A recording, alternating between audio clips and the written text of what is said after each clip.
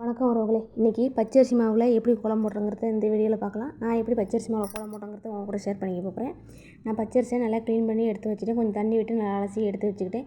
எந்த அளவுக்கு நமக்கு பச்சரிசி தேவையோ அந்த அளவுக்கு நீங்கள் எடுத்து வச்சுக்கோங்க. ஏன்னா நம்ம எந்த அளவுக்கு குழம்பு போட போகிறோமோ அந்தளவுக்கு இருந்தால் போதும். நான் பூஜை ரூமுக்கு மட்டும் தான் போட போகிறேன். பூஜை ரூமுக்கு சமையலுக்கு மட்டும் தான் போடுவேன். அதனால் கொஞ்சமாக எடுத்து வச்சுருக்கிறேன். உங்களுக்கு தேவையான அளவு எடுத்து வச்சுக்கோங்க. நல்லா ஊற வச்சுக்கோங்க. கொஞ்சம் நேரம் ஒரு மணி நேரம் 2 மணி நேரம் நல்லா ஊறட்டும். ஊறினதுக்கப்புறம் பாருங்கள் இந்த அளவுக்கு ஊறி இருக்குது. இப்போ நமக்கு தேவையான அளவு தண்ணி ஊற்றி நம்ம இதை அரைச்சிக்கலாம். இது எல்லாத்தையுமே அரைக்கும் போது நல்லா நைஸாக அரைச்சி எடுத்துக்கோங்க. அப்போ தான் உங்களுக்கு வந்து இந்த கோலம் போட வரும். இல்லைனா கொஞ்சம் குறப்பாக இருந்துச்சுன்னா அந்த இழுக்கு வராது. மற்ற கோலங்கள் போடுறத விட இந்த மாதிரி மாவிளக்கு கோலம் வந்து போடுறது ரொம்ப ரொம்ப விசேஷமானது. என்னுடைய வீடியோ பார்க்குறவங்களுக்கு தெரியும், நான் பச்சரிசி மாவில் எப்பொழுதுமே கோலம் போட்டுருவேன். சிலர் வந்து மஞ்சள் கலந்து போடுவாங்க. நான் மஞ்சள் கலக்க மட்டும் தான் சாதாரணமாக போட்டுருவேன். கொஞ்சமாக இப்போ தண்ணி விட்டு நம்ம நல்லா நைஸாக அரைச்சி எடுத்துக்கலாம். நம்ம நைஸாக அரைச்சி எடுத்துக்கிட்டோம் அப்படின்னா தான் நல்லாயிருக்கும். பாருங்கள் இந்த அளவுக்கு எடுத்துக்கணும். தண்ணி ரொம்ப விட்டுறக்கூடாது. தண்ணி ரொம்ப விட்டுட்டோம்னா கோலம் வந்து அந்தளவுக்கு வராது. அதே மாதிரி தண்ணி கம்மியாக வரக்கூடாது. ஒரு மீடியமான அளவுக்கு எடுத்துக்கிட்டு நம்ம அரைச்சி எடுத்துக்கலாம். இதை இப்போ நம்ம ஒரு பவுலில் மாற்றிக்கலாம். பவுலில் மாற்றி எந்த அளவுக்கு நமக்கு தண்ணி இருக்கோ அந்த கொழப்பு தண்ணிக்கு தகுந்த மாதிரி கொஞ்சமாக தண்ணி விட்டு நீங்கள் சேர்த்துக்கோங்க.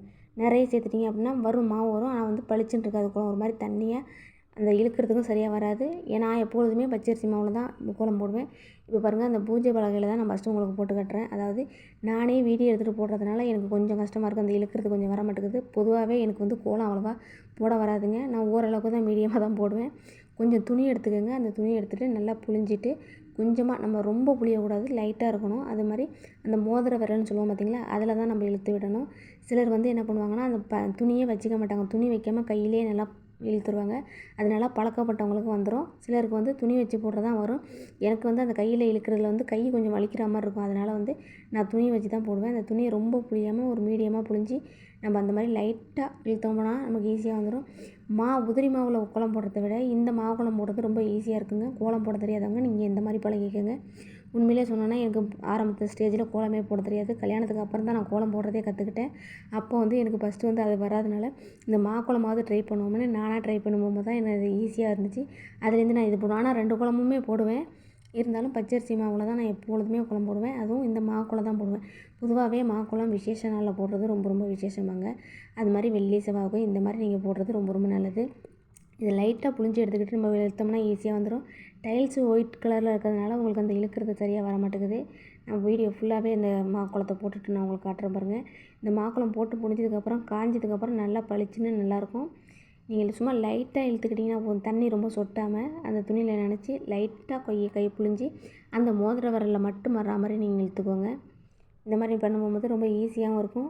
அது பூஜை ரூம்லேயோ நான் சமையல் அறையிலையோ போடும்போது ரொம்ப பளிச்சுன்னு இருக்கும். மற்ற கோலம் போடும்போதும் இந்த கொஞ்சம் அரிசி மாவில் போடும்போது கொஞ்சம் இழுத்துக்கும். இது வந்து நல்லாயிருக்கும். பாருங்கள் நான் எல்லாமே போட்டு முடிச்சிட்டேன். இப்போ வந்து உங்களுக்கு டைல்ஸும் ஒயிட்டாக இருக்கிறதுனால உங்களுக்கு வந்து சரியாக தெரியல. நல்லா காஞ்சதுக்கப்புறம் பாருங்கள் நல்லா பளிச்சுன்னு தெரியும். நான் இந்த அளவுக்கு தான் போடுவேன். எனக்கு அந்தளவுக்கு போட தெரியாது. இந்த அளவுக்கு தான் போட தெரியும். பாருங்கள் நல்லா ஓரளவுக்கு காஞ்சிருச்சு. இது இன்னும் காஞ்சதுக்கப்புறம் ரொம்ப நல்லா அழகாக இருக்கும் பார்க்குறதுக்கு. இந்த மாதிரி தான் நான் எப்பொழுதுமே போடுவேன். எப்பொழுதும் என்னுடைய வீடியோ பார்க்குறவங்களுக்கு கண்டிப்பாக தெரியும். நான் மாக்கோலம் இல்லாமல் எப்பொழுதுமே போட மாட்டேன். பாருங்கள் பலகையில் போட்டதும் நல்லா காஞ்சிருச்சு.